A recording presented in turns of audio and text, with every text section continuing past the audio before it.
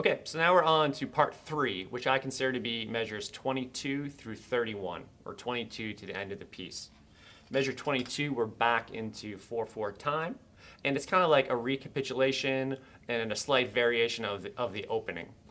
This is still loud. This is the loudest you play in this entire piece, fortissimo and accented. So you really have to impress the judge with how you can play with a huge sound that's still beautiful.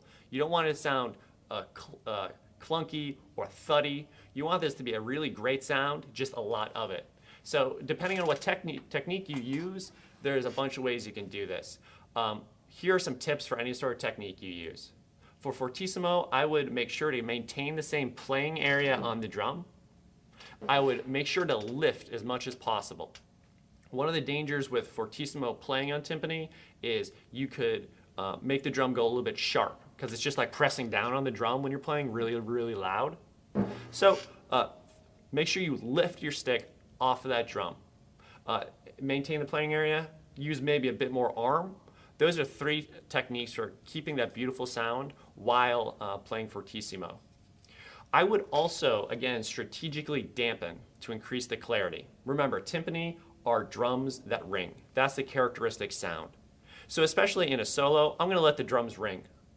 But I will dampen whenever it's musically appropriate. Here are 3 key places in this section that I dampen.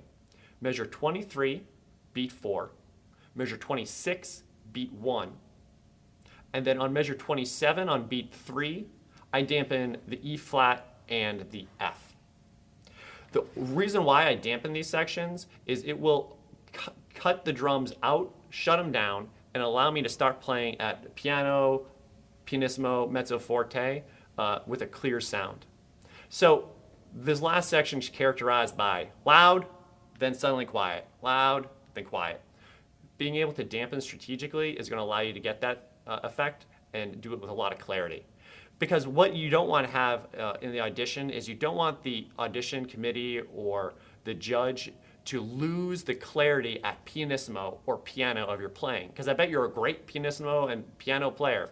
Make sure they can hear that. Strategically dampen. That's how to get the job done. The last thing for this last section here, it's pretty straightforward, is this sticking in measure 26. I'm starting with my right hand when I played it. I simply did that because I like to avoid crossovers, which I mentioned in part 2. I won't cross over unless I absolutely have to. In measure 26, if you start with your right hand, you only have to cross over once for the G at the very top, and then you're back to normal. That's probably the most fail-safe way to play it at an audition. If I was playing a concert, I might try some different stickings, but I'm going to go with the most confident, most surefire thing for an audition.